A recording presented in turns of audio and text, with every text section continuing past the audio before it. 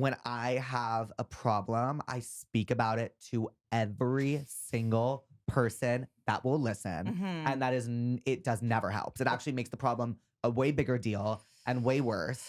And most of the time, the problem will just go away if I had never said anything and I just shit talk to every single person in my path.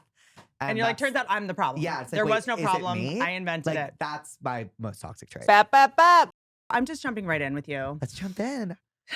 I mean, we're best friends at this point. We are besties. We're together now. We're like, if we were in a past life together, what did we do? Die in Pompeii. In Trojan Horse together. I think we were the guards that let the Trojan horse through. We were like, cute. Yeah, like a gift. Gift, love. And we just weren't paying attention. DIY horse, Yeah. very Etsy. And then when they tried to come for us for letting them in, we were like, that's not our fault. Very shabby chic. Yeah. No, it would look perfect with all the corpses. What are we supposed to do? Look through the horse? We needed to brighten up the place. It was a Agreed. little drab.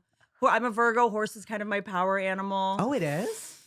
Horses, yeah, my whole, yes. Oh, okay. Yes, horse core. Yes, horse core. Now, I'm just going to jump around.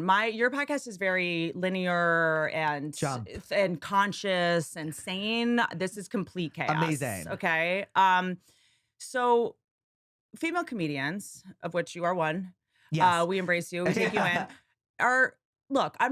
we're at best the WNBA. But then if you are the WNBA, then I only watch the WNBA. Right. There's a couple people who do. Yeah. And look, female comedians, like, I feel so grateful when just anybody cares or knows the history of female comedians. I was on your podcast yesterday and you were talking about Joan Rivers. Idol. And the way that you talked about Joan Rivers just warmed my heart as someone who also loves Joan Rivers. And Joan Rivers was a big inspo to me. I want to give you something. I can't even believe I'm doing this. This was given to me by Melissa Rivers, her daughter. I'm going to give you one. I have the other of her personal monogram lingerie travel bags. Oh my God. Can I hug you? Yeah. Don't get away. Please don't touch me. Okay. It's the cock and the grout is kind of perfectly placed. Yeah, that's a good distance. Thank you so much. Thank you. So the thing about Joan Rivers, and yesterday we were sort of talking about our mental health stat and stuff like that. Joan was a together diva bitch. Right. Who, although she was on the road like a dog, the way we all are, the way you're about to be, she was glamorous. Yeah, she was so glamorous. And it's okay to also be glamorous. And I think it took me a long time as a comic doing something that's traditionally kind of thought of as a masculine, like whatever, male job, to be like, I can lean into my femininity. I know I'm wearing a shirt that is literally called a wife beater at the moment. But like, we can be kind of feminine and we can have these little nice touches for when we travel and like make our lives special at these little moments. And this, I truly believe, materialism is the antidote for depression. It is. Oh my God. Can we put this in the therapist studio? Stuff. Yeah. I'm a strong advocate of stuff. Stuff works. And everyone's like, materialism, you can't buy happiness. Yes, you can.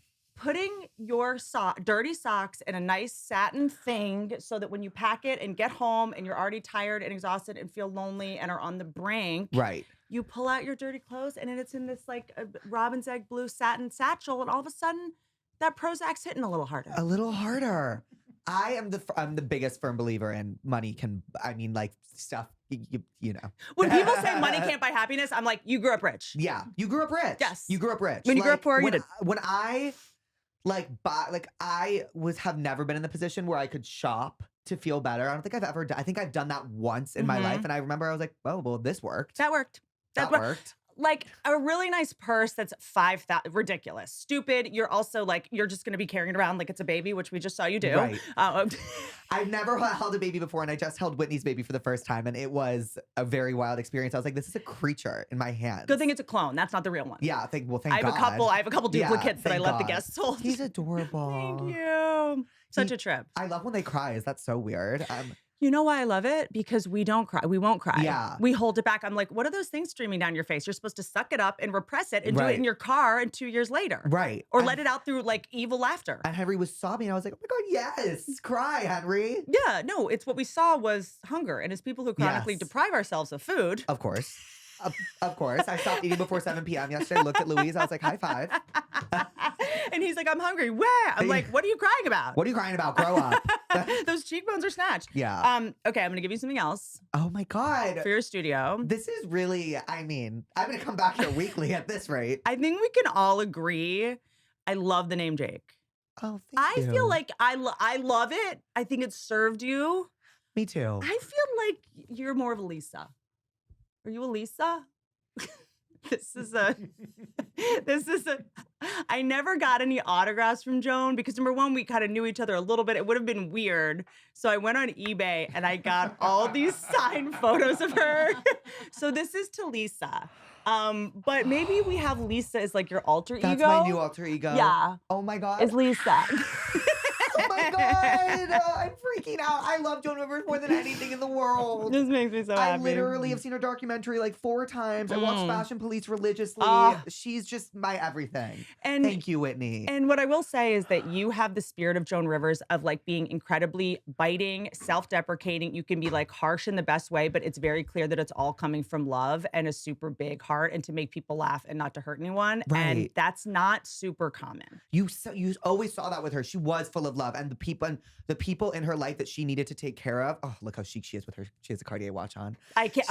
The white T-shirt. Get out of here. You could tell she loved the people she loved, and really was just like, she wasn't in the business to like climb and make friends. She was like, it was her job, and then she had her family. And you could so tell that.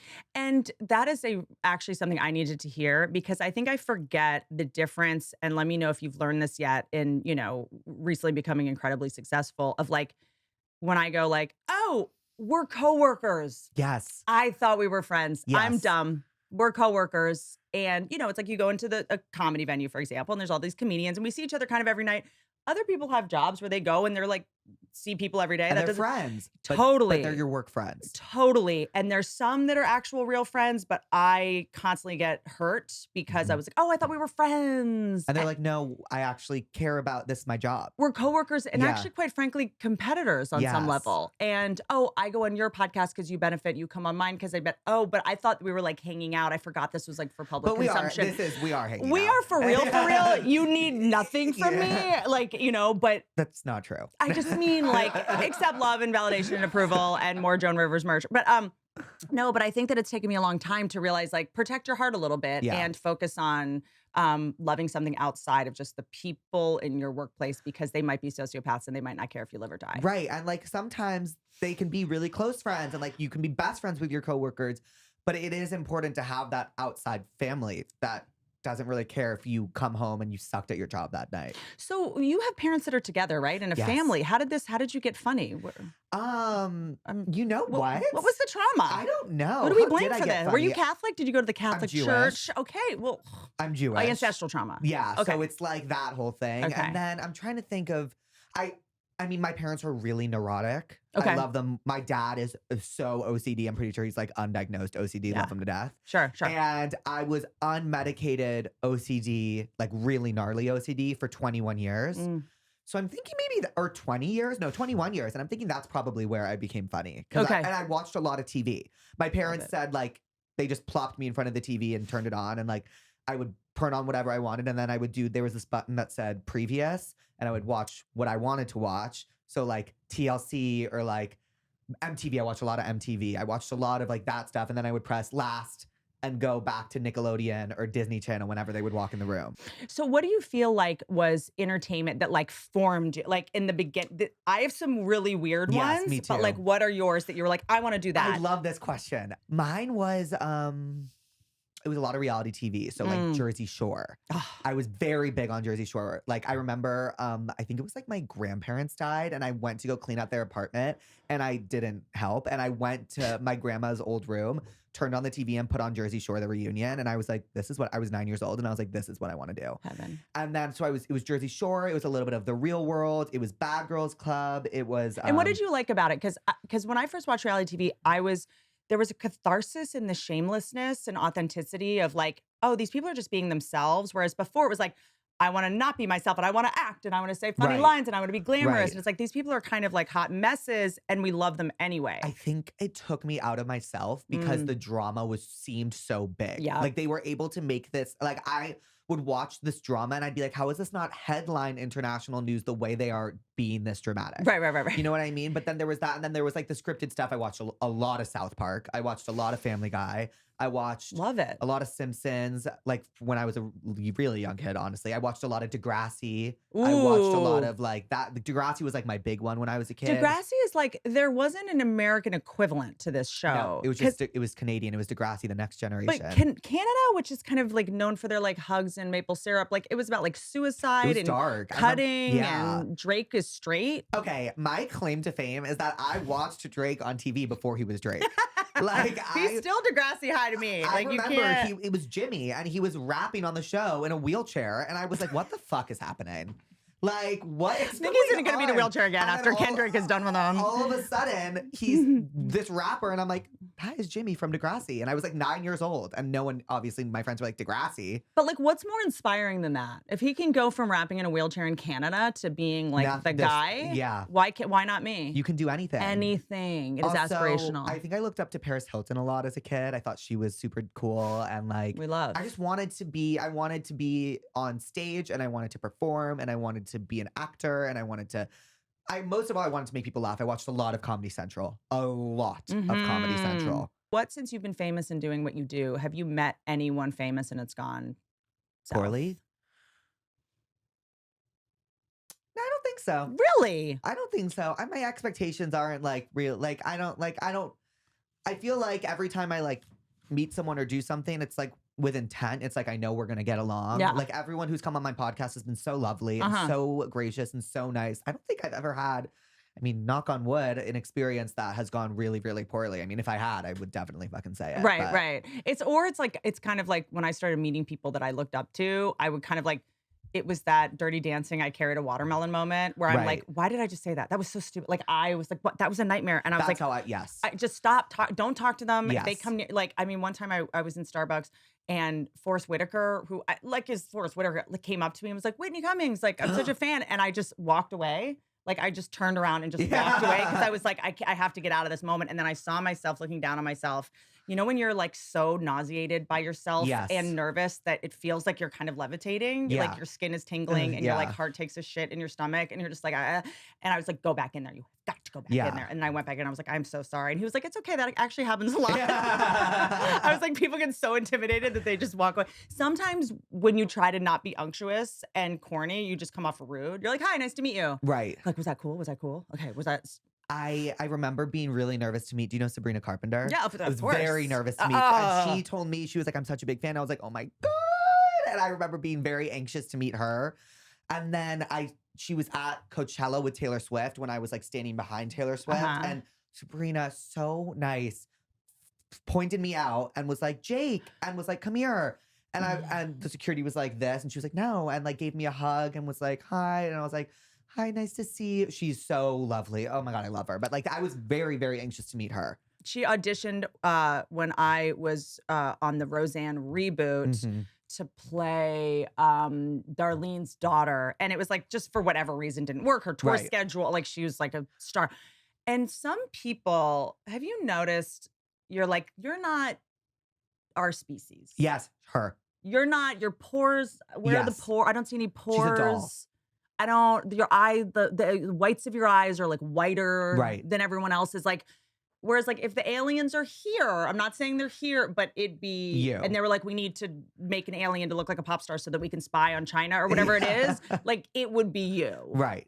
She is like a star, a really true, a through and through star. I'm like, this is, Scientology. They give you special water. Oh, with they do? I think so. Like lithium. It has lithium in it or something? No, it does not. I think it might. Oh my God, my breathing alarm. That's the alarm saying, that's the demonetization alarm.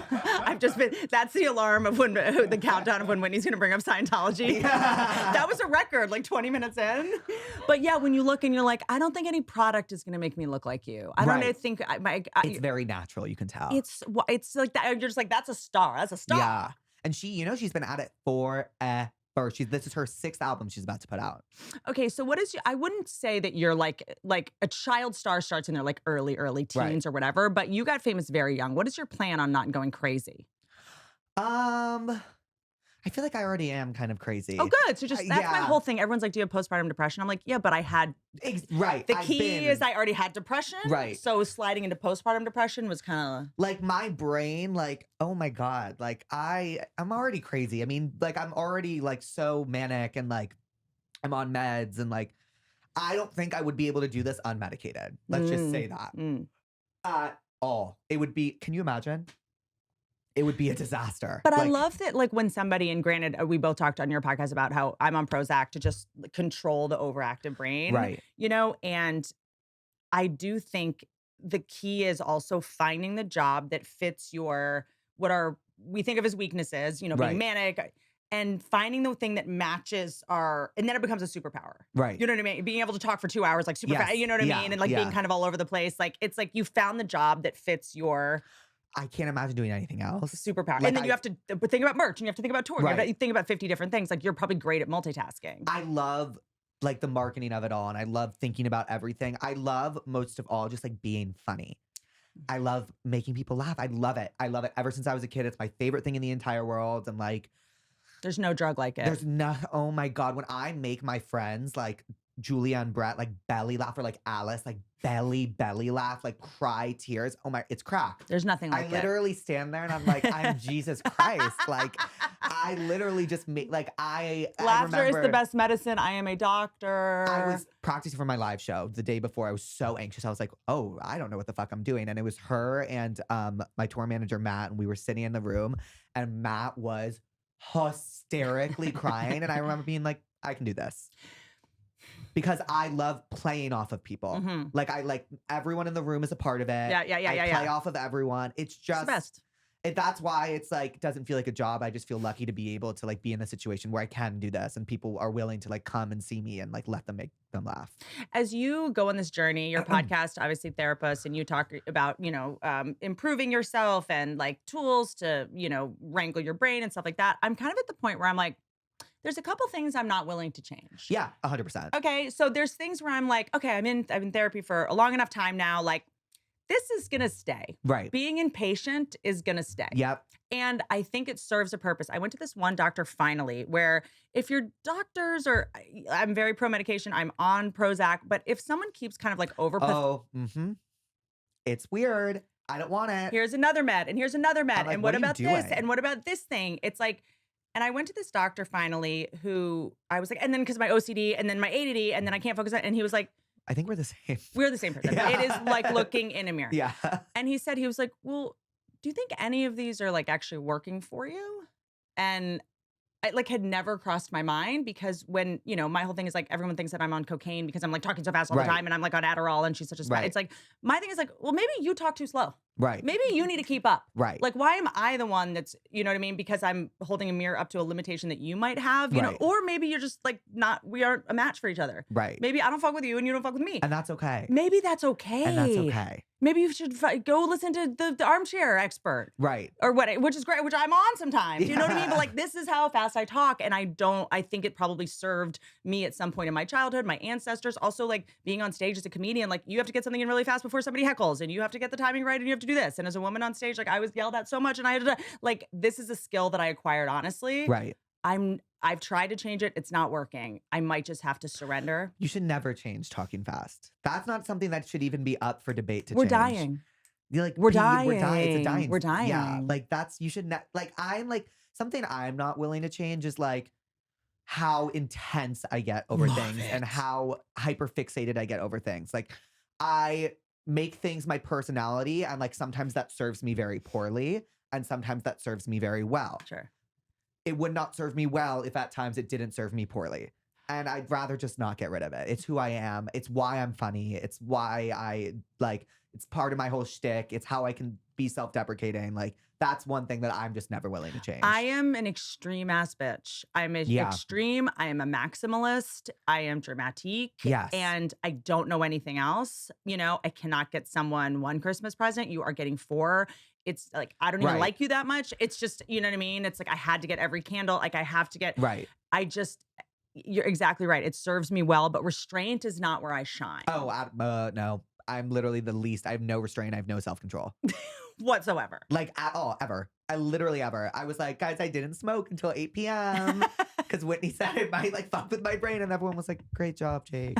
Oh yeah, yesterday I was like, you were the second person to say that to me that week, so I was like, So I went to the store and I bought a different strain, and it was so much better.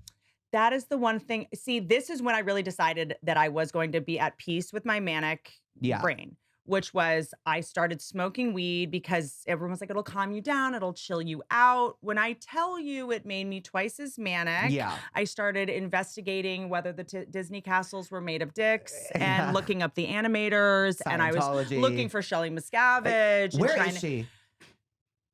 Where is she? Here's what I'll say. Yeah, please. I think the bitch is at like Neiman Marcus in Houston. Like she is not, I don't think she's at the bottom of the ocean. Right. She's, I don't know, Epstein Island still has the mosque. She's probably in there having a lovely time. I don't think she's like a good person just because she's a woman. I think she's the Serena Joy of Gilead. Got it. You know what I'm saying? I think she kind of has probably been the marionette doll operator. It's a very hot take of this whole thing. Oh, wow. Okay. Do you think? I mean, why did she disappear again? Where was the last time she Well, because every man in Scientology is gay and she was a woman. Yes. And they had no use for her. Yes. They pushed her off the boat. Okay. And you think she is in Neiman Marcus? I'm just saying, like, I just think we're like looking at her. And look, this is comedian brain. This is devil's advocate. This is why I will always be alone. And there's rings on every finger except this one. I get it. But this whole thing of that she's this like victim that's been hidden. I mean, she was with the head of Scientology for what, 30 years? Right? Apparently still. Don't you think she was the mastermind behind it all? Not to say a man couldn't build an organization this complex without a woman's brain behind, but it's like Hitler had Leni Riefenstahl. Do you know what I mean? Yeah. I mean, great point. Serena Joy is in the If I want to win an argument, I will just bring up Hitler. Yeah. I mean, it shuts everything down. Yeah. Yeah. So like, Hitler. Ooh, yeah. He wasn't great. Once Hitler's brought up, there's nowhere to go from there. Okay. And you're just slowly going out of frame. You're like, ooh, okay. Oh, shalom. I am on tour right now. I'm going to be at the Mirage Theater in Las Vegas on July 6th. Come celebrate America's birthday with me. I'll be in San Francisco July 25th through 27th. Then I'm coming to Kansas City on August 10th, September 5th, the day after me and Beyonce's birthday. I'll be at the Majestic Theater in Dallas, where last time I was there, someone punched someone in the audience. September 6th, I'll be in Austin, Texas at Austin City Limits Live. I've never done that venue. September 7th, I'll be in the 713 Music Hall in Houston doing comedy in halls still. And then I'm going to all over the country. I'm going to be Chicago Theater, North Carolina, South Carolina, you name it, I'll be there. I can't remember anything anymore. Pat, what do I say next? Tickets as usual, WhitneyCummings.com. Why do you have to hold the shaft for of tour the dates microphone? And updates. Choke on it. When you get close and choke it. Such a good tour name. WhitneyCummings.com. Choke on it. Hey, everyone. You know, making my home my happy place is, this the most important thing to me because I am a full-on recluse at this point. Whether it's finding the perfect sofa, a beautiful piece of wall art that has a horse on it, or a cozy rug that also has a horse on it, WAYFAIR has it all. It's like having an endless supply of inspiration at my fingertips. So I've decided I got these chairs at WAYFAIR, the other blue chairs that we've had in the podcast studio, but I've decided to get rid of this table, which was not purchased at WAYFAIR. Mistake, big mistake, huge. And I now would like to just get another like throne type of chair so the guests can kind of just, be right next to me sort of without this big like albatross of a table. Look what they've got. Okay, I feel like, WAYFAIR has literally everything. I just typed in animal chair. I mean, we have to get this. It's basically a bench that's made out of a bear. I mean, WAYFAIR has like very chic stuff, but it also has like super fun, silly stuff. The shipping is always super fast, and setting everything up was a breeze. WAYFAIR is the go-to destination for everything home, no matter your style or budget. They have a huge selection of home goods ranging from appliances and area rugs to beds and wall art. And the best part, fast and free shipping, even on the big stuff. They'll even help you set it up, and you might find a husband. Every style is welcome in the Wayborhood. Visit wayfair.com or get the WAYFAIR mobile app. That's WAYFAIR.com. WAYFAIR. Every style, every home. Okay, so when you get cornered by that weird aunt at a family gathering and you feel like you have to like bend the truth, you shouldn't feel that way when talking to your doctor. Enter ZocDoc, the place where you can find and book doctors who make you feel comfortable and they actually listen to you. ZocDoc is a free app and website where you can search and compare highly rated in-network doctors near you and instantly book appointments with them online. No more waiting awkwardly on hold with a receptionist. Ew, gross. With ZocDoc, you've got more options than you know. Tens of thousands of top-rated, patient-reviewed, credible doctors and specialists. You can filter specifically for ones that take your insurance, are located near you, and treat basically any condition you're searching for. Typical wait time to see a doctor booked on ZocDoc is just between 24 and 72 hours. That's like no hours. You can even score same-day appointments. Go to ZocDoc.com/Whitney and download the ZocDoc app for free. Then find and book a top-rated doctor today. That's ZocDoc, ZocDoc.com/Whitney, ZocDoc.com/Whitney. Handmaid's Tale.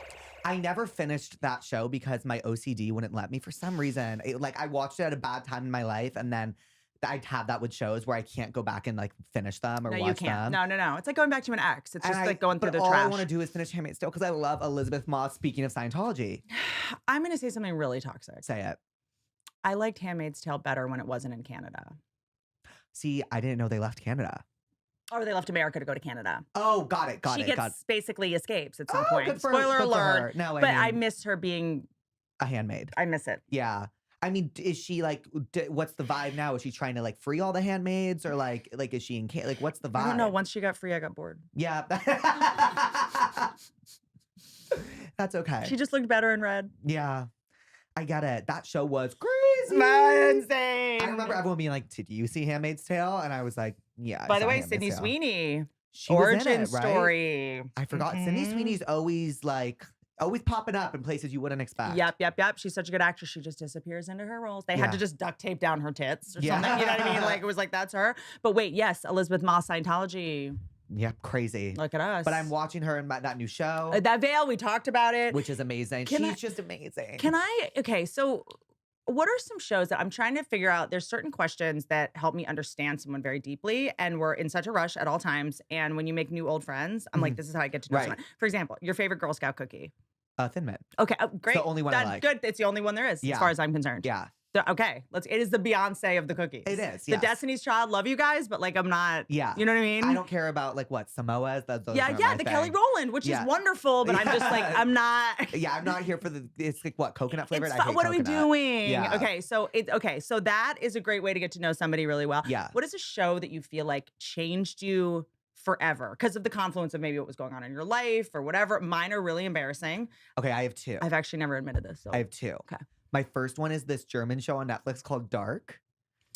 Heard of this. It's time travel. It just like changed my view. Is it in German? Yes. I don't want to read. I don't want to read my television. I know, but it's amazing. I'm not reading. I'm it's watching. Amazing. You have to. Okay. And like it changed the way of how I view stories and time and whatever. It made me want to like go to a small town in Germany and buy a raincoat and like be in the rain. Okay. That's one. Two is really the one that changed my life, which was Girls. Of course. Which I watched when it was on air. So I was in like 6th or 7th grade. And I obviously didn't get it at the time. And then I watched it last year with my best friend Julia. And we looked at each other and we were like, oh, this has just changed our lives. And forever. How so? It made you see yourself a certain way? It made you like find your voice in some way? It was like, as someone that's trying to figure out if I should go back into television, I need to know that it's impacting people and how. It was like, it made me want to write. It made me want to be funny. It made me want to perform. It made me like feel okay and like not doing everything right post grad. And it made me feel okay and like not being the best person in the world. Love it. You know what I mean? Like I was like, oh, that's fine. Like they're not like, they're like, it was kind of like, oh, let's normalize being the worst. Imperfect perfection. Yeah. Yes. Like and it was just so accurate. And it was, at the end of the day, it was just so funny. Yep. It made me belly laugh. It made me laugh so hard. It was like, I felt very connected. Love it. Just honestly, probably my favorite show of all time. Love it. Yeah. Mine is a movie because I'm very, let's just go back to in relationships, I get very intense. Right. Like it's very like, are you daddy, mom? Like trying to get the love I never got from my dad and my mom. And then I'm like, no, you don't get that from people. You get that from strangers in comedy clubs. Like just go back to the strangers to get love from them, for all the people like, on Maker's Mark at the Comedy Store. Like that's true love. So I remember I was on the way back. I had been performing in Dubai and I watched Twilight, the first Twilight. Oh, wow. And this changed you. Am I a pedophile? Am I No. going to be on a list? No. Am I Dan Schneider?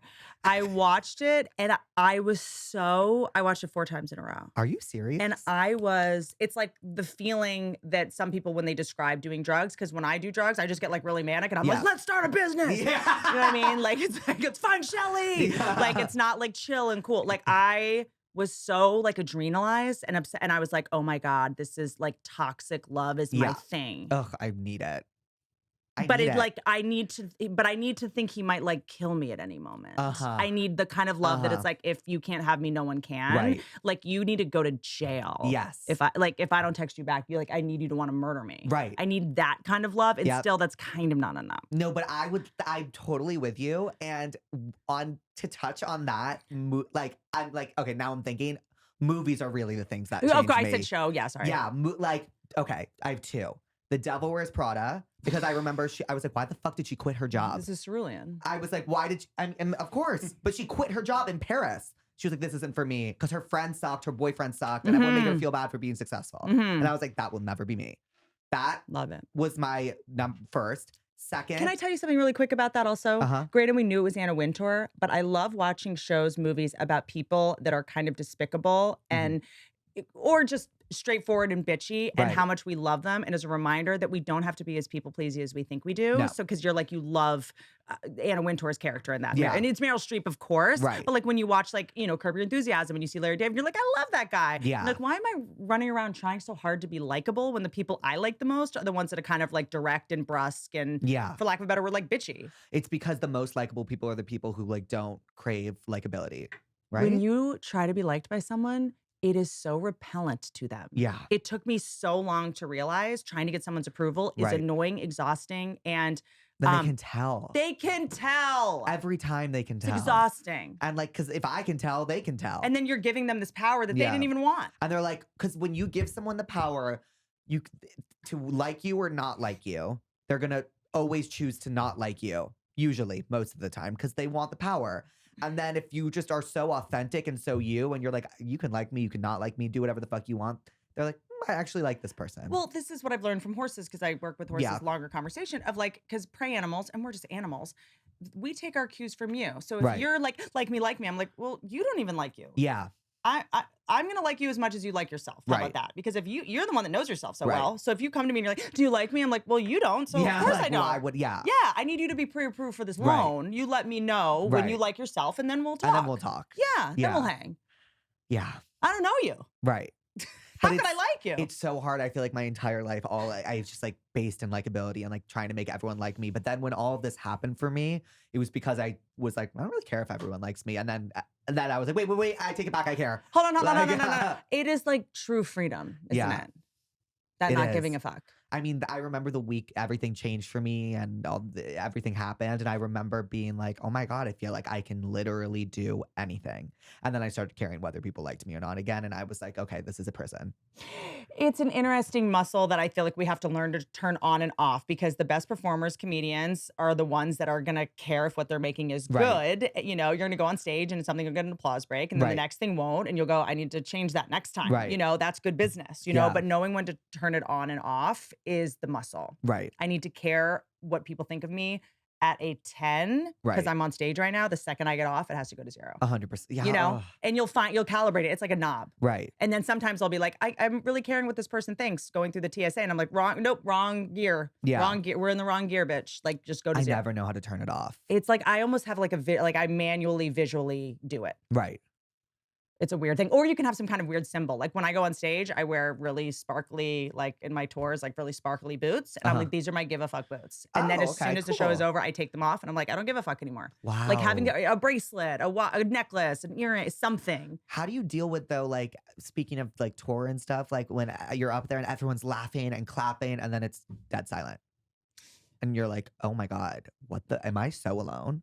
Like, if it's silent when you don't want it to be silent. Yeah, like after, like, because I remember doing the show. I'm so fucking dramatic. I'm Love like it. doing this show and like we were in the car ride home and I was like, well, what now? Like, I want to go back. Oh, you mean after a show when you have to be alone with your thoughts and you're in that like post-show fall. And it's adrenaline fall. It's right after. you go backstage and everyone's like, you did so good. And you're like, and then no one cares. Interesting. Yeah. Yes. I feel I might have just been doing it long enough to where You're numb to I it. appreciate that silence a little bit now because there's like more of a relief instead of when I come off stage, it's just like a relief. It's like, okay, handle that, did my job well. Normally in that space, I'm just kind of going, this is what did well, this is what I need to change, this is what I need to do better kind of thing. But I go off afterwards. This is when your OCD comes in handy. When you're like, hey, I said this and I should say it this way. And then you're going to go like, I love having this limitation because now it's a superpower. Right. You should do some tour dates. I'm going to tour it. I know, but you should do some with me too. Oh, I would love to. Would you really? Yes. Would you? Yes. That would be really fun. That would be really fun. I'm going to make you. Okay. Okay. Because I'd be scared shitless. Good. Why? Okay. So? Okay, so? yeah. You live in LA where the homeless people are on fentanyl and they have samurai swords. Yeah. Yes. And you're scared on stage with a bunch of people who paid to see comedy? I know, but it's so scary. Like if they don't laugh, but I don't know. Oh my God. You have to. Yeah, I will. Where should you do? What is it? Where is your tour going? Louisiana? Are we going to Louisiana? Yeah. We're going to Atlanta. Should you do the Atlanta dates? We're going to And you could come. Oh, you're doing it. Well, we'll do cities that you're not doing on your tour. Okay, yeah. Let's find something that you aren't doing. I know you're too famous for it, but that's not true. It's fun to just pop on. You know what I mean? I'd be very honored too. Instagram has some questions for you Okay. that I had. This is such I feel like people always want to know what our biggest regret is. Oh, I know mine. Do you? Yeah, I did the 6th grade musical. What was it? Thoroughly Modern Millie. And I was the star. Okay. And the person told me, you are so talented. Please come work with me at my out of school play acting thingy. And I said, no. And that's my biggest regret to this day. Why did you say no? Because I was too shy. I was too embarrassed. I was too. After being Millie? No, I was, I forget what his name was, but I was like, I don't know. I didn't want to do anything. I was so I didn't want to go to therapy. I didn't want to do acting. I didn't want to do any class. I hated school. It was all the same shit to me. I just wanted to sit down and I wanted to watch TV. And I regret it all the time. I think that when one has a brain like ours, super overactive, anything that's like a class or involves an authority figure requires an amount of patience that our brains just don't have. Right. You know? Did you have inability to finish things after you started them? Yeah. Oh, I would start these writing projects. Yes. I would start writing a play, writing a musical, designing a clothing line. Right. I mean, this is when I was in high school. I mean, not that I could have finished it anyway, would have had to go on Shark Tank or whatever. And whatever, but I had a really hard time finishing things. I would get so bored so fast. Yeah. So the idea of coming to this acting class just feels like boring work. And I was very anxious to be with other kids who also wanted to do it. And I don't know. I was just anxious. I was too anxious and I just wanted to be at home. So that is my biggest regret. I always wanted to see where it led me if I actually pursued theater as a kid. Don't you think it might have led you away from what you did though? Yes. I'm very grateful to be where I am now. I went to college. I had a great time. I had my best friends. I wouldn't know them if it wasn't. So it's hard to say I have any regrets. You would be on some CW show or something. Yeah. You would be in Bulgaria shooting the 5th season of CSI Serbia. Right. They have that. I don't know. If they don't, I would love to see it. Right. This is me pitching it. I will. That would be sick. Yeah. International crimes on CSI. Yeah. You know what? Did I accidentally just make a hit? I think you did. CSI International. CSI. Yes, please. Yeah. CSII. Yeah. It's just the crimes against myself. Yeah, CSII. The crazy things I did to myself today. Yeah, Whitney's insecure today. Yeah. I can't believe I did that to my inner child today. Someone investigate. Yeah. That was traumatic. But yeah, that's probably my biggest regret. I don't think I have any other regrets. What is the most toxic thing you do? Oh my God, I have so many. I have a lot. I have so many. Which, by the way, you know what? It's hard to tell the difference these days between toxic and good boundaries, toxic and self-care. It's okay. I'm sure the person I'm drawing the boundary against thinks I'm being toxic, but it might be self-care. I think the most toxic thing I do is when I have a problem, I speak about it to every single person that will listen. And that is, it does never help. It actually makes the problem a way bigger deal and way worse. And most of the time the problem will just go away if I had never said anything and I just shit talk to every single person in my path. And you're turns out I'm the problem. Yeah. It's there wait, was no problem. I invented it. That's my most toxic trait. So a small thing that you'll blow out of proportion? Is kind that a way to of, say and it? it's just I'll say it stems from my anxiety. It's and my need to control. And I'm just well, this happened and this happened and this happened and this. And everyone's like, what? And then it's like, I'm the boy who cried wolf and no one cares when something serious actually happens. And then interesting. Because for me, I will do that to make sure I'm not overreacting. I'll be like, okay, this thing happened and I want to make sure I don't overreact. Yes, but then I tell everybody. Crazy, right? But the way we tell the story, obviously they're going to be like, you're not crazy because we tell it how we see it. But it's like, I've been talking about it for 4 days and it was nothing. You're not overreacting. Now just stop talking. But I just want to make sure I'm not overreacting. And now you are. Yeah. Yeah. Yes. Just, I do the same just exact thumbs thing. up the text. Yeah. Just thumbs up the text. Just thumbs up the text. That's it. That's all that needs to happen. But I don't know why I need so much affirmation.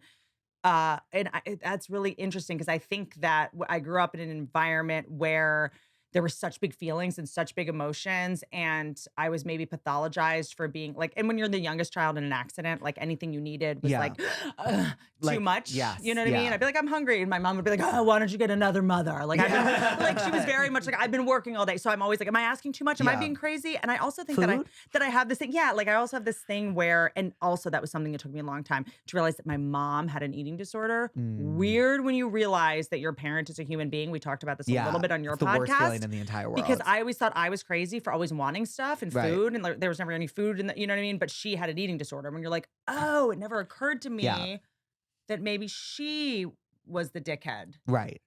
It's so the worst feeling when you realize your parents are grown-up children. It's like, oh my God, because now I feel bad.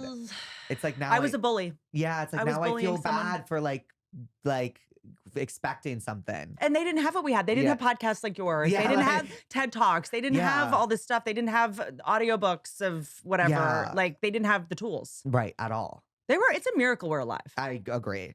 But I'm very grateful for my parents because they let me kind of like fly free at a very young age. Because that's how my mom was raised. My mom was like raised in Brooklyn, and like she was like, okay, go. But then they would like call me home late at night and I'd be like, no. Nope. Yeah, I'm out. I'm Gossip Girl over here. Yeah. I wanted to be, that was, oh my God, talk about a show that changed me. All I wanted in my entire life was to be a Gossip Girl and like be like the fancy kids and like go to these crazy parties. And then I like kind of did that at USC and I was like, okay. I'd actually rather just be funny. That money, that like old money uniforms, I think it's that because I had to wear a uniform. Okay, I never did. See, I had to wear a uniform to school. And I think there's something, I look at high school now and I'm just like, that is just trauma after trauma. I was wearing a Catholic school uniform when I was really young and was getting attention from men and being like, wait a second, we're kind of dressing up as porn star. Like uniforms at this point are like sexy. We didn't have uniforms at my school. We were actually like so opposite. We were so progressive. We didn't have walls in the school. So like every class bled into another. It was crazy. And wait, I don't follow. So like if that door was open and there would be a classroom next door and it would just be like class in like, and how could anyone focus? You're supposed to tune out the white noise. And I did. And it was crazy. I loved the academics in my school. I really loved English class. When you go to like a progressive school in the city, English class is like your best friend. And it was amazing. And I loved my math teacher. He made me love math and this, that, and the other. But like the social stuff of the progressive school is just like, I mean, of any fucking high school, no matter where you go to high school, no matter what your curriculum is like, no matter what, you're still fucking adolescent teenagers and you are the worst. Everyone is the worst and it is the worst.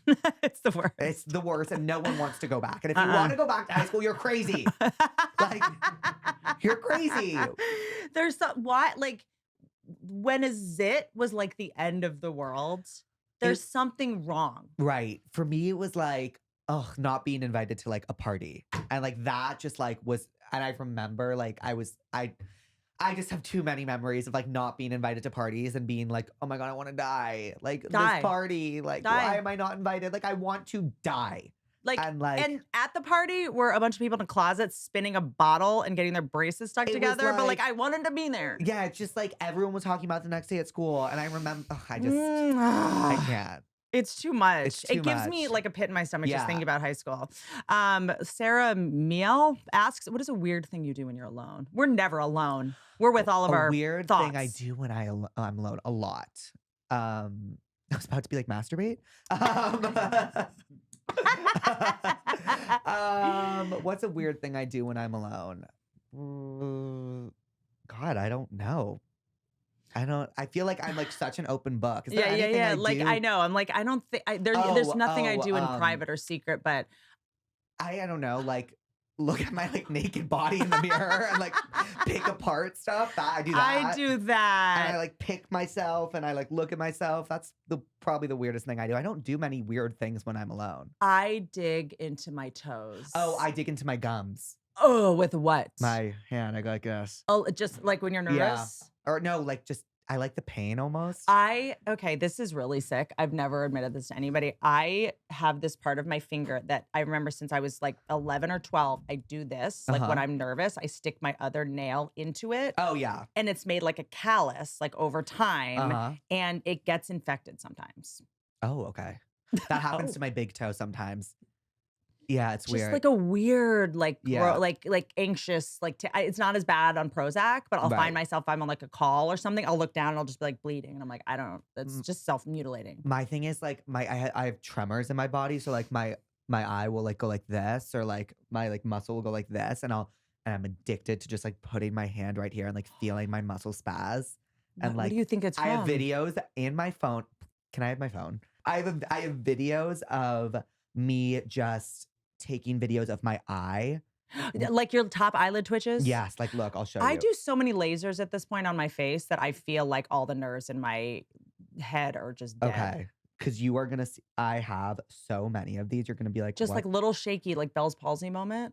Like kind of, yeah. Like, okay, I need to find this and you'll understand what I mean. But I used to take these videos of myself in high school. I'm about to come up on it. Did it get better with Prozac? My actual tremor like this got worse, but my eye tremor, went away. I think it was like a sleep Just thing. constantly like winking at people. No, like, no, that's why no one like, invited you to parties. You were like, hey. Yeah, hey, everyone's hey, like, what? Hey. I need to find this. Oh, here. Take your see, time. I would take videos of, and you can kind of see it would like, you can't really. No, I can see it. Like, oh my goodness, yeah. Is it a vein though, just pulsing? Oh my God, is that from stress? It was from stress. And I would do those and I would take videos of it and just put my finger there every single day. And only on one side. It was on this one always. And then also it would be like on my legs. I was addicted. I still am. It happens sometimes. I'm addicted to it. Have you talked to someone about it to see if it's a thing or it's just... I like it. So like what? I'm not going to try to fix it. Like I don't mind it. It's like my thing. Yeah, it's like my thing. I like love being like, ooh. Yeah. Like here we go. Is it like, is there a common denominator of when it happens? I mean, there probably is. There's that we just, I'm just so blessed that it's happening that I'm like, let's go. Like, why are we so weird? Like, oh, Robert Prawn asks, how does it feel being one of the cool kids? Oh my God. Robert is his name? Yeah. I've never been called that before in my life. Robert. Thank you so much. I don't even think I would consider myself one of them. So thank you, Robert. I don't know. Oh man. Pat, life is just... crazy. It's sometimes. Yes, true. Okay, read the copy right, Pat. A lot of people are not paying attention out there. They're very neglectful. Oh, no, people are wild out there. Just willy-nilly. Have you recently almost had an accident in any way? This is how I do small talk. Any close calls? Any close calls lately? Nothing requiring any official action as a result. But so your life's not that crazy, huh? It can be. Sometimes. Okay, sometimes. Yes. Sometimes. And one person's negligence, I mean, really could result in another settlement. That's just math. If you're injured by the negligence of another imbecile, canard, nitwit, twit, drip, bozo, or bum, you deserve to be paid, okay? If you're in an accident, not calling a lawyer, you know what that means? It means you could be leaving money on the table. When you're seriously hurt, your injury could be worth millions of dollars, especially if you had a gold leg. Morgan & Morgan is America's first largest... It still works. It's America's first largest injury firm. And B, they have over 100 offices nationwide and more than 1,000 lawyers with over $20 billion recovered for over 500,000 clients. That's so crazy. Morgan & Morgan has a proven track record of fighting to get you full and fair compensation. Submitting an injury claim with Morgan & Morgan is so easy. Dealing with an aftermath of an accident, Boo, hard. But submitting an injury claim with Morgan & Morgan, it is easy as pie. If you're ever injured, you can check out Morgan & Morgan. Their fee is free unless they win. Go to forthepeople.com/Whitney, dial pound law, pound 529 from your cell phone. That's forthepeople.com/Whitney or pound law, pound 529 from your cell. This is a paid advertisement. Thank you to NURx for sponsoring this podcast. Taking control of your reproductive health starts here. As someone that didn't take control of my reproductive health, and I have a kid named NURx. Got a baby boy named NURx. Crying for my teat as we speak. NURx is a digital healthcare platform that makes it easy to get the expert healthcare you deserve at every step of your journey. Whether you need birth control, anti-aging prescription skincare, rude, and yes, I need it, or treatment for common mental health concerns, rude, and yes, I need it, NURx has got you covered. NURx's licensed medical providers are there to help women take control of their healthcare journey with tailored solutions. With more than 50 birth control formulas, I take them all at once, including options for the pill, the patch, or the ring. They'll work with you to find the best option for your needs. No more one-size-fits-all approaches. NURx makes it easier for women to take charge of their sexual and reproductive health, and with comprehensive treatment options and quality integrated care, all in one place. Visit NURx, NURx.com/Whitney to get started. That's NURx.com/Whitney. Results may vary. Not offered in every state. In states, you know which ones you are. Medications prescribed only if clinically appropriate. Consultation required. I think it's like, it used to be, remember, like nice guys finish last. Yeah. Now it's kind of this justice is happening where I think the gatekeepers are disappearing, like the Hollywood gatekeepers, the music gatekeepers, whatever, Right. where now all of the like people that maybe Hollywood wouldn't have necessarily picked or allowed it access, or the non-Nepo whatever babies are allowed in. And now all of a sudden it's like the people that weren't thought of as like, I don't even know what this means, cool kids. Because I always think that the more unique weirdos are the cooler ones. Right. You know, but now it does kind of feel like, yeah, I mean, you're definitely one of the cool kids. Oh, Whitney. Isn't that weird? Oh, I'm not going to shut up about this all day. It's not prom king and quarterback anymore. Right. I was never like the traditional, like, everyone was kind of like, who the fuck is this Yes, kid? yeah. Like you were probably the funniest and whatever, but I it's think, like, you know what? Talk about where my funny comes from. It's people pleasing. It's needing, because, well, I'm not there because I'm straight and I'm hot, and I'm not there because I'm pretty. I'm small and I'm gay and I'm loud. So the only thing I have is I need to be funny as fuck. And I need to make people want me here because I'm so funny. I always did. I have to earn my keep. Yeah. Growing up in alcoholic home really makes you funny. And I remember your thing was like, I wanted to watch TV and I wanted to be Jersey Shore. Yeah. My dad, I never got attention from him, but he would watch TV. And I remember going like, I have to get in the box. Like I have to get in there to get his attention. Got it. You know what I mean? And then I would do impersonations of whatever he was watching, like SNL or Rodney Dangerfield or whatever it was. Yeah. And then in school, I couldn't really figure it out. I wasn't funny yet, but I was sort of like, okay, the cool girl needs me to be like her sidekick. Yes, I'm going to do it, and I'm going to be so goddamn funny about it. Totally. Yeah. I was like what was Regina George's, like Lacey Chabert? I was like that one. Yes, you know what I mean? wieners. And then the goth girl, I had to be like the guy, like, I was just a different person. Comedians are chameleons. That's it. They really are, and that's kind of how I view myself. That's it. So that's why maybe I'm like, I don't think I'm like a cool kid, but like if you say so, Robert, like I am taking that and running with it. Okay, this is a big issue here. I don't mean to get political. Oh. This is a big question we ask on the podcast. Don't panic. Okay. When you get out of the shower. Oh. Yes. Before you get dressed. Okay. Do you apply lotion to your body? No. Is that wrong? Should I be doing that? I turn off the shower, I pull the towel, I wipe myself off, put on underwear, and then I sit in my bed with a towel and underwear. I'm starting to think that I'm a lizard person. No, Like the people in our government. I think you're supposed to put lotion on. Louise, do you?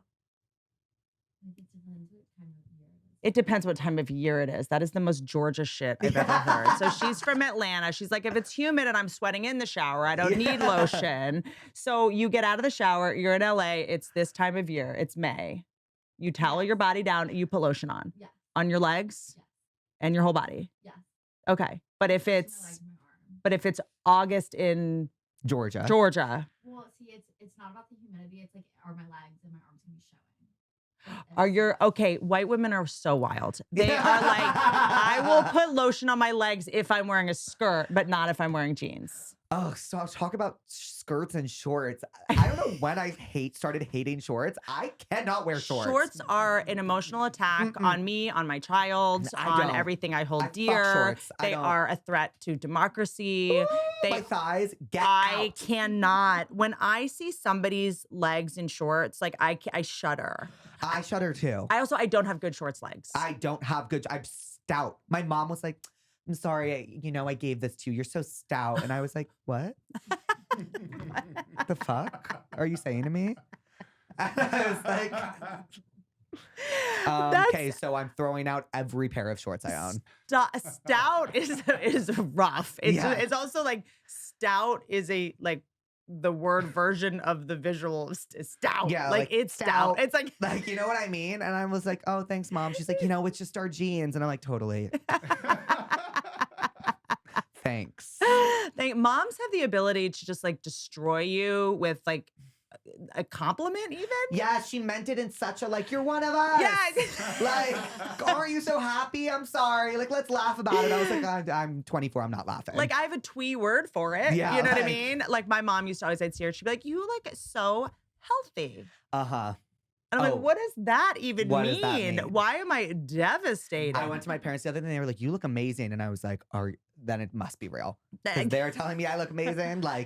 See, my mom is like, she was the backhanded compliment. She was like, I just love that I raised a daughter that's not shallow. Like, you don't even care what you wear. I'd be like, Mom, I worked really hard on this. I used to make videos on my MacBook and upload them to Tumblr. I still have a few. And my parents would always be like, you don't want to brush your hair? And I was like, I'm 10. No, but then I look back at it and my hair is here and I'm disgusting and fat and I just gotten out of bed and I'm like, maybe they had a point. I'm 10. Really and truly. Okay, this is wonderful. Things you do for your mental health. TV and movies. TV and movies. And weed, honestly, is the worst thing I can do, but TV and movies. TV and movies. Is do you go back to a regular one or it's new? I need a new thriller. Oh my God, if we could have maybe a new version of Homeland. I just know what happens in Homeland, so I feel like I can't. You know what? Maybe I'll rewatch Homeland. Can you rewatch? Yes, I can rewatch, but I know the whole point of season 1 of Homeland is he a terrorist? Is he not a terrorist? And that's what keeps you on your toes. I'm he is, spoiler alert, is a terrorist. So I feel watching it back, I'm well, I know he's a terrorist, so what the fuck is the point? You know what show I got really addicted to? What? And I hate myself, and I should cut this. What? You. I love you. No, I mean it. And the show. I loved it and I hated how hot I thought it was. I'm toxic. Oh, Penn Badgley is Gorgina. But why do I want that? Oh, no, that I don't want. I do. But I'm going to say it. Have you ever seen Call Me By Your Name?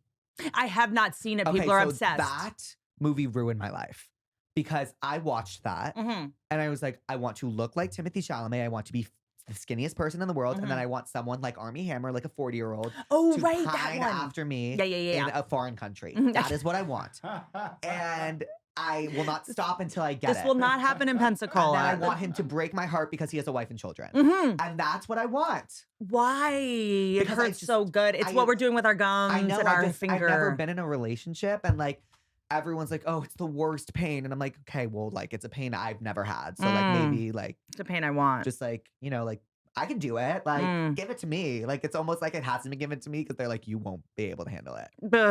Yeah. It's I feel like you want that first 3 months that's I'll die without you. Right. And then it's just a nightmare for the rest of the time. Right. It's I guess anything, any drug, as someone that identifies as an addict, it's once it stops working, there's nothing worse. It's that first hit of weed. It's oh my God, I feel creative. I feel clear. Things are great. And then the second one, you're just uh-oh. Where's Shelly? Where is she? Yeah. She's in here. She's in my house. The call is coming from inside the house. Did I kill Shelly Miscavige? Yeah. I don't know. It's tricky. The Scientology thing is tough because it really does start with very useful therapy and some 12-step stuff. I mean, doesn't all every cult does. I kind of want to be in a cult. Oh, see, I don't because I don't want someone telling me what I mean. There's a new cult documentary coming out on Netflix that I'm so excited about. It's about a TikTok dancing cult. Yep, that's a thing. And they didn't ask us. And they didn't ask us. When I don't get asked to be in a cult, I'm destroyed. Have you ever been asked? Scientology passed on me. Okay. And it's tough. They passed on you? They passed. What does that even mean? It was a hard pass. They were just like, no? We'd like a Whitney Cummings type. They were like, no? No. What? I went when I first came to LA with my best friend, Jennifer Goodwin. Okay. She's the greatest. They court, like, or at least used to, like actresses and actors that were like just in a movie. Because it used to be if you were in a big movie coming out, you were gonna be famous. Like it was like this machine that you like knew who was about to be famous the next year. It was really weird. When I first moved to LA, this is kind of how it like felt. And so they were courting her. We went to this Scientology castle, the one on Franklin, and everyone's like, watch out for Scientology, watch. I'm living this like shithole apartment. Like I had to sleep with the lights on because of cockroaches. I would spray myself with a water bottle and turn the fan on because I didn't have air conditioning. And I go to the Scientology building and I'm like, I will do anything to live here. I'm a princess and this is my castle and I'm sold. Like, and they were like, actually, we're fine. They were like, we would like your friend if you could please. And so I go with her. They give you a tour. There's the most amazing brunch you've ever seen. There's chocolate pudding at the brunch. Ooh. There's salad, breakfast, cottage cheese, chocolate pudding. I am like in heaven. The guy from Lost is there. Ooh. I'm sold. I'm in on this. Tom Cruise is not there, but there's like a statue of him. You know what I mean? Sorry, a statue of him. And and there's like amazing apartments, and everyone looks so like her, like the skin, like the skin's all shiny. And I'm like, they have water bottles everywhere. I'm like, they have a gym. I'm like, I'm at how? Yes, right. I will. What God am I? Who am I praying to? Whose dick do I need to suck to get in this cult? Yes. And they just kept giving Ginny like pamphlets, and I was like, can I I'd like to look at the 2-bedroom, please? And they just would not. Well, you know what? You clearly dodged a bullet. I'm like, where do I sign up? Like, wait, so interesting you say that. I did work with Alec Baldwin, did dodge a bullet, like quite literally. Oh, I am so fascinated by like old, like not old Hollywood, but just Hollywood, like back in, fascinated. And so when you say if you were in a movie, you were going to be big next year, was there anyone? Sorry, this is now me asking you. Please. Was there anyone you remember as like a peer that, or just someone that you knew in the same scene that was like, oh, they're going to be in this movie, they're going to be big, and then they were huge? Like, is there anyone you remember that like that actually happened to? Like Alison Brie was one. Wow. Alison Brie was definitely one. Okay. Where you were kind of like, she was in a movie and you're like, oh, she's in this movie with Jason Segel. Right. You know what I mean? And she got to play the sister to Emily. Emily Blunt was another one. Right. Oh, okay. Yes. Emily Blunt. She was in like some smaller movie, and then she got like the friend in Devil Wears Prada. Everybody wanted that role, and she got it. And then now she's Emily Blunt. Wow. Yeah, like she's one, definitely. I just find that so fascinating. Yeah, totally. Like I think that's why when Taryn Manning was on the podcast, I don't know if you ever saw this clip that kind of went around where she was talking about the gold juice, and I think was like alluding to Illuminati in Hollywood, because it was very much like, and I think that's where like the Hollywood plant and all that comes into play. Because right now it's like if you have a bunch of talent and you make videos and they go viral and the democracy speaks and says you're funny, like that's how it works. It's like a meritocracy. Yeah. But it used to be like, who are all these people deciding who we get to see? Right. It's actually kind of creepy when you think about it. Right. Is it casting directors? Is it producers? Is it executives? Right. Is it? It's just like that's who they want that for the year, so they're pushing them. That's it. Yeah. And it's like you had to behave. You had to go to this like Oscar party. You had to behave a certain way. You had to say hi to this person. And I could never do it. Right. I was always just like the white trash person. I had such bad Tourette's when I first came to Hollywood. Whenever I saw a rich or famous person, I would ask them how much money they had. Cause like that's like, I'm like, if I have one question, like I'm just curious. And I didn't think that was weird. When you grow up without money, it's not weird to talk about 100%. Money. Rich people like are so weird about money. They like drive a shitty Volvo when they're like old money. Mark Zuckerberg. And, billionaires. Oh, get the fuck out of here. I'm so sick of this dork. I can't take it anymore. Have you seen when he was at the MMA fight, just like standing? No. Have you seen this? Where he's standing with the like, there's like an MMA fighter. I don't even know the terms, but the MMA fighter's about to go on and there's a bunch of people like doing things that matter. And he's just like wearing I cannot stand this Revenge of the Nerds shit, dude. Yeah. I can't with him. Oh, I love that movie. Incredible movie. I love that movie. I feel like that's a movie I watched on Comedy Central when it aired. Really? It just aired like at night one night, and I was like, "Ooh, what's this movie?" I feel like I'm just like rambling about old Hollywood stuff. It's I don't know. fascinating Yeah, to but me. because when Hollywood, like I was fascinated by old Hollywood. You know what I mean? And it was like when I first moved to LA, like people were like, "Be careful if you meet Harvey Weinstein." It was like, wow. And then I was like, "How do I meet this guy? Like he seems to have a lot of. I'll suck his dick right now." Like when you come from nothing, you're like, sucking a dick is not that big of an ask. Like, I'm going to do it I'm going to suck some dick I don't want to suck in the next year. It might as well be Harvey Weinstein. If it's going to be hell, otherwise it's going to be some guy that works at Panera Bread. Like, why not? Like, who cares? Like, it didn't seem like a big deal to me. Like, the idea of like casting couch. I mean, I went on, I had meetings with agents and like halfway through realized it was like a date. And I'd be like, oh, I thought, and it's so funny. I talked to so many of the agents like from back in the day that now like are either retired or whatever. And they're like, yeah, I was trying to date. We went on a date. You were so ambitious and you kept pitching me ideas. So I just gave up. Oh, what? I'm Wait, so autistic that I didn't even understand. What you thought the right thing. They probably pitched No it one as, could like, even prey on me because I was like, okay, so 3 girls live in New York and they do this. And they're like, it was just like, I couldn't even. What year did you move to LA? 2004. Oh, wow. Right in the heat of it. Right in the heat of it because I went to New York to audition to be an MTV VJ. Okay. Because that was my dream. What's an MTV? MTV VJ. So remember URL, which was Carson, because there was Carson Daly, right? TRL was my first job was writing wow. for Carson Daly, the late night show in LA. Like my first like writing job. Yeah. I kind of like tapped out of like that kind of pop culture at a certain point. I was very into like, in high school, I was very into like the Kardashians and, you know, who's like. Your fave? This is like the Girl Scout cookie question. I mean, probably Courtney or Chloe. Yeah. Or probably Chloe. She makes me giggle. Or like, you know, in the trip. old season, she really makes me laugh. I think, you know, yeah, she makes me laugh. But yeah, and I was very into like, and then I was so obsessed with just like being in high school that I kind of tapped out of pop culture. The only pop culture I was tapped into was like the music people I was listening to. I was very into music. Yeah. You are a riddle wrapped in a rhyme. I know. What does that mean? Just like I love, like yours just so surprising. Thank you. I love that. Thank you. That's I think the mark of like a great comedic entertainer. Just like surprising and being okay with how like that's what stand up is. You're surprising people. I'm going this way and I'm surprised. I could talk to you forever, but I can't keep you forever. You have stuff to do. I'll come back. You have algorithms to hit. Girl, I gotta hit them. Can I say one thing? Yeah. I was at your house the other day. Okay. Messy, huh? That's not where I was going with this. Okay. Actually, no, it felt like if you look in this room, you would think messy. I know where everything is. It's not messy to me. Okay. It's chaotic. What did you feel? I felt an absence of something. Okay. What was that? An animal. I agree, but everyone around me says I can't take care of an animal, and I really want a dog. But I'm going on tour in the fall. It's like, what the fuck am I going to do? Louise, are you one of these people? Absolutely. Are not. you one of these toxic, verbally abusive gaslighters? Oh, it's saying you can't have a dog? You cannot have a dog. A fish? I want a dog so bad. Lived in 3 days.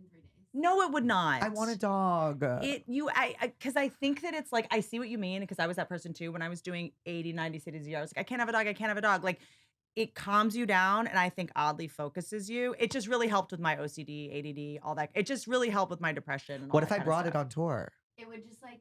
Would you like to put in your notice now? Because I'm not going to lose this. Yeah. I will be dropping off a Labradoodle tomorrow morning.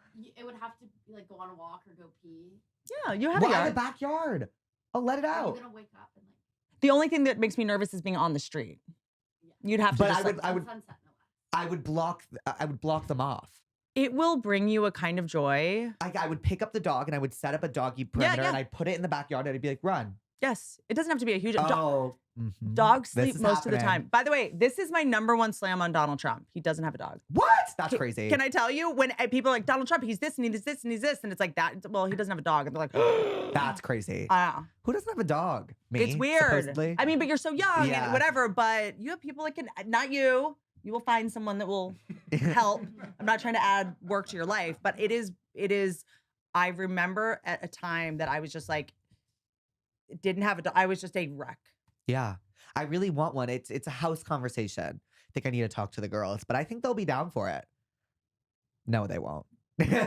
Why not? Julia would be down for it because I think everyone knows that I'm gonna put it off onto everyone else. But You wouldn't. We don't know how you are with the dog. All you need to do is plop it. I have a backyard. Plop it in the backyard. It'll run around. You will be upset. The dog will be with you at all times. I feel. I will also change you. It's like all the things that you guys are worried that he's gonna do negative. I think the dog will change these things about you. It makes us more responsible, more focused. You know the infamous story with Joan Rivers and the dog, right? Wait, what is it? She was gonna kill herself, and she looked and saw her dog, and it stopped her from killing herself. Which I was like, oh my God. That's the moment I really fell in love with Joan Rivers. I was like, it really humanized her. Oh my God. She was so in the media, and I just remember, I love her. She was so good at being made of steel. Yeah. Forward facing. Yeah. And like she's a porcupine. I mean, it's like marshmallow on the inside. You have to have the tough exterior to protect such a sensitive inside. Right. You know, and I think that's like, God, so beautiful. Yeah. I could talk to you forever, and I'm trying to not keep you any longer. But I'm sorry. Cat.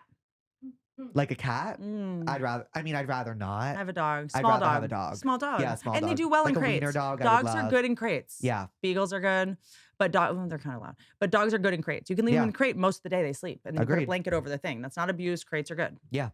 Dogs are den animals. Mm-hmm. I'm so sorry. She's mad at me. Fucking Atlanta over here is pissed. Thank you for making the time. This has been like a total dream. And thank you for all the gifts. I'm going to hang this up in my studio right when I get home. This makes me so happy. Okay, and we're going to find some tour dates for you today. Yes. And then you're on tour now? No, I go on in September or October. Starts in September. Yeah. Oh, then maybe you'll do some dates with me before then. Yes, I would love that. I would love to. Oh my God, I'm obsessed with you. I love you. Congratulations on anything. Thanks for taking the time. I love you. Don't ride elephants. I end these awkwardly.